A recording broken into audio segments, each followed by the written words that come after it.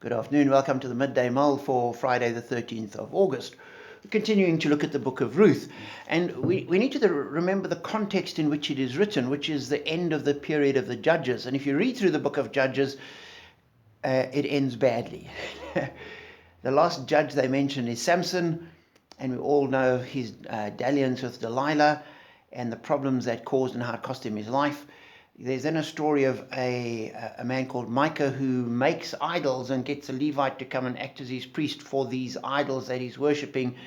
And a whole tribe, the tribe of Dan, comes and takes the Levite plus the idols and says, you can be our priest and we'll worship those idols. And then you have a appalling story of a Levite and his concubine with rape and murder and kidnapping. And it's a complete moral degradation and shambles. And yet in the midst of that, the story of Ruth plays out. And as you read through Ruth, that kind of political turmoil isn't highlighted. You just have the story of these people getting on with their life. Yesterday we saw how Ruth went to glean in the fields, and today we meet Boaz. From verse 4, just then Boaz arrived from Bethlehem and greeted the harvesters. "The Lord be with you." "The Lord bless you," they answered.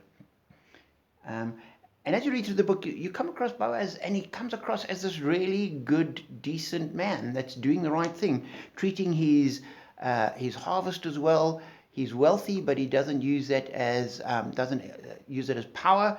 He appears to be concerned for people. He appears to know the Lord and walk with the Lord and greet the Lord be with you. Comes across as a decent man. And he sees Ruth and he says, who's this woman? I don't recognize her. The person in charge says, well, she's that Moabite that came with Naomi. And then he says, she said, "Please let me glean and gather among the sheaves behind the harvesters." She came into the field and has remained here from morning till now, except for a short rest in the shelter. And so we see that Ruth didn't presume anything. She was polite, went to the person in charge and said, "Please, may I have permission?" Got permission to glean. And then as she started gleaning, she clearly was working hard all day.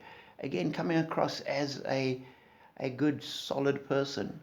And this happens in the midst of the chaos.